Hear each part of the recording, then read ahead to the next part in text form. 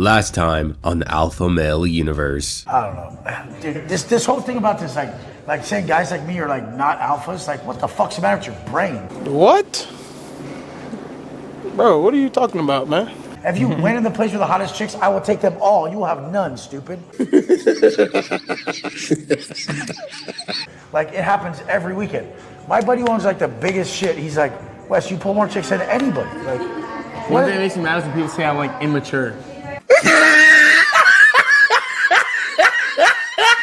Welcome back to the Alpha Male Universe. Now, Bubba Army, be sure to report for duty and smash that like button because this AMU episode is coming in hot. Now, I've been quite busy, but I'm always down to roast the original cornball, Wes Watson, and he is crashing out once again with his controversial Q&As. They're always a nightmare, there's always a fallout, and he is whining that people are calling him out for being a pathetic bitch who is not being a man of his word, not working out.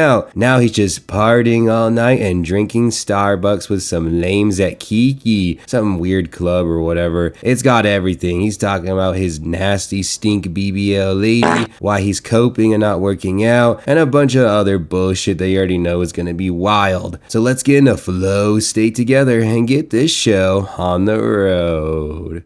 the biggest difference is she actually likes me. You can tell she actually like loves me. Like I can tell. It makes me feel kind of stupid that I was with all these other chicks that obviously didn't. But those type of chicks can't even love anything. They don't love themselves. They were strippers or workers or whatever the fuck. I find out later that they're hookers. Like when you guys were like, oh, you're with this hooker. I didn't fucking pay. I never found a girl and said, I'm going to pay this hooker. In Miami, you'll meet like a chick and she ends up being a hooker. Like she's just not one. She actually has like a good relationship with her dad. It's pretty cool. The other day she goes, oh, you can never be my Valentine because my dad's always going to be my Valentine. No, I said that we're going to share. Was it? No, but that was cool. I liked that. I'm like, fuck yeah, keep your dad. Your dad, I should earn the spot more. But a lot of the women who don't like their father or they don't have a relationship or they can't respect men. So if they don't respect their dad, they can't really respect men to begin with. And you get these girls who think they're like boss bitches and shit, and they just ain't doing shit. They're busted. You know, every time I hop on the computer and make an AMU episode, I always just say to myself, I can't believe these are real fucking people. Like, this guy looks like some random GTA 5 generated character talking about, oh, you know, these women that I'm getting with, they're not all strippers and yada yada. Bullshit, man. This community has a long history of exposing this lame for constantly being with escorts, and he wants to be like, oh, just conveniently all the women I end up with here on Instagram are sucking that dong for money. It's just so hilarious to watch this guy cope. And what is he talking about that he loves her after 2 weeks? Like, this is the most unserious relationship ever. I've heard some people say, oh man, we shouldn't roast this skonka, but you know what, she's part of the grift. I think it's totally ridiculous. Anyone who puts the relationship out for the world to watch like this is just an absolute clown. It's always the person who barely shows anything that's got a really great relationship, and maybe you can take some advice from he or she or whatever, right? So let's continue on with this shit show. We're gonna watch how he crashes out after being called out for not working out. The thing, I didn't stop working out, but a lot of you guys just jump to that conclusion because I don't post workouts as much anymore. I don't want to be known as a fitness guy. I'm a life coach. I help people change their life. Tony Robbins doesn't show his workout every day in the fucking gym. I realized that I was selling myself short and my level of consciousness and how much knowledge I possess short by making people believe I was just some fucking low-level fitness coach. So I stopped posting the fitness. Is fitness needed? Of course. Do I still help people with training, nutrition, and mindset? Of course. But I'm a life coach. I'm not a fucking fitness coach.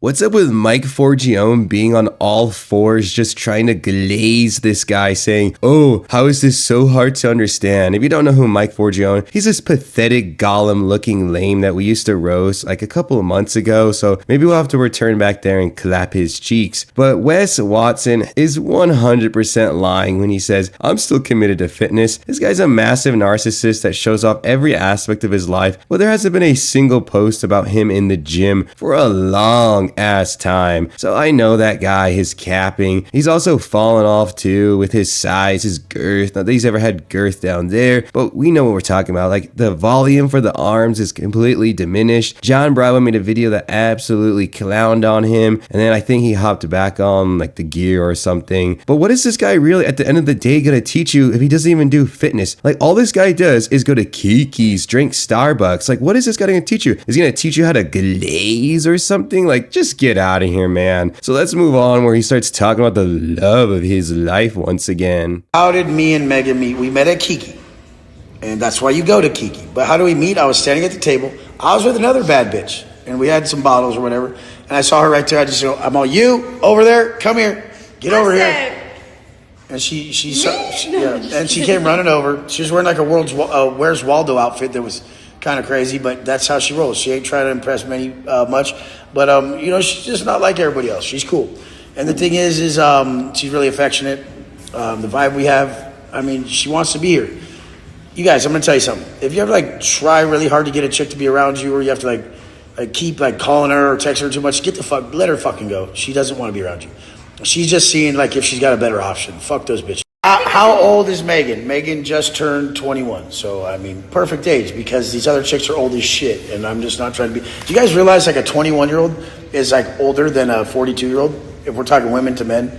All right, so there are a couple of things that need to be addressed. I think it's hilarious that this lady, this skonka, is wearing the old Louis Vuitton shirt that Manji used to wear. Like, that is so cringe. Like, all of this is pathetic as hell to watch because this is a grown-ass man showing off a relationship of like 2 or 3 weeks. Wow, amazing, insane accomplishment. But when he says, if a woman's not giving you attention, just stop calling her, stop trying to text her. Yet during the whole Angie and Wes Watson lore, that story, if you're new to the AMU, this guy flew to Vegas, stalked her, and non-stop called her phone with multiple different phone numbers. It's in a previous video. I can't remember what it's called because unfortunately I say, the situation's over, blah, blah, blah. I do that too much, but honestly, it's kind of funny because this shit is brain rot. But yeah, that's a thing that happened. And I just can't believe that this guy is a life coach. Yet he was literally stalking someone in real life. Like, you just can't make this shit up. So he gets really upset that someone told him he fell off. And let's watch this crash out.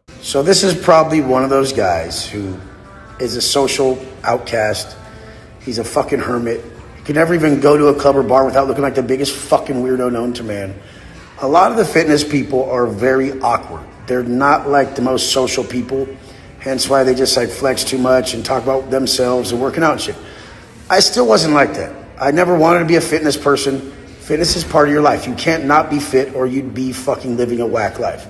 I'm glad I spent so much time being fit. I still eat proper macros. I still work out. I still do everything. But I'm just not making it the massive priority in my life that it was before to get so jacked. Already done that. It didn't seem very useful. And second part is going to clubs and bars and the nightlife in Miami is so much more beneficial than a gym. I never met anyone that was so awesome in a gym, ever, not once. But at these places, when I go out, I meet a lot of amazing people. So it is what it is. There's this thing called the internet, and once things are posted on there, they never disappear. When we look back in the past, this cornball was always vouching for people. He was always saying, yeah, this guy's a great man, follow his program, blah, blah, blah. He's always in the gym grinding. So that was all a lie. I mean, you didn't have to tell me that it was all just a show, it was all a grift. But there are some glazers of this clown out there still who defend him in the comment sections. And I don't know, maybe this is their watershed moment when they finally say, wow, this guy was grifting the whole time. But what is so productive about being on that white powder constantly in the club? Like, I generally can't understand like the value that is there. I mean, it makes no sense whatsoever. Like, I've already said this before in the video, but it blows my mind that people are handing this guy thousands of dollars to be a life coach. What are you teaching these people? I'm still gonna ask the same question. There's nothing to be taught. So let's real quick round it out with this final clip where the insanity just keeps getting worse. Kind of grades that I have in high school, I tested as a genius when I was like 12. Like the very first test on like 9th grade, it was like the English where you have to get like a 6, and like the math you have to get like a 6, and you get like a 12 is like fucking perfect score. Or you like if you got a 3 and a 3, you at least pass. Babe, shut up! I'm doing my fucking video. Close the door at least. So basically the on the stupid test, there was like a math problem. And like, what time does this bus or this train go to this place?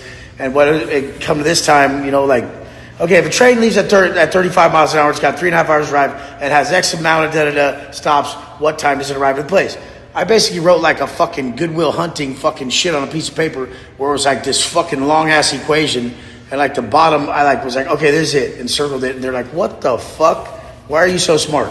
But like, honestly, it's always been easy for me. My brain works well. Your guys' doesn't because you're just... So I left the best for last because this was genuinely the most delusional clip. Maybe you can comment down below as to really what was the peak of insanity for this video. But I think it seriously was, because in no world is this guy a genius. That he opened it up with, I was a genius in school, and then talks about the silliest example of some train and how he conjured some type of equation like he's Einstein to explain it. It kind of sounds like the teacher was just like, you know what, good job, pal. Like when someone's like really dumb in class, but everyone knows they're dumb, but they don't want to be the mean guy to say, you just don't have it. So I kind of think it was like a pity response. This one was truly insane. So now he's a genius. Alright, so hopefully you enjoyed this video. If you did, please be sure to smash that like button. I'd really appreciate it. It helps the AMU grow. If you made it this far as well, and you're just new to this whole thing, this whole crazy shit show, then consider subscribing to the Bubba YouTube channel. I'll see you on over at the Discord, and hopefully you watch another AMU episode. Later, guys.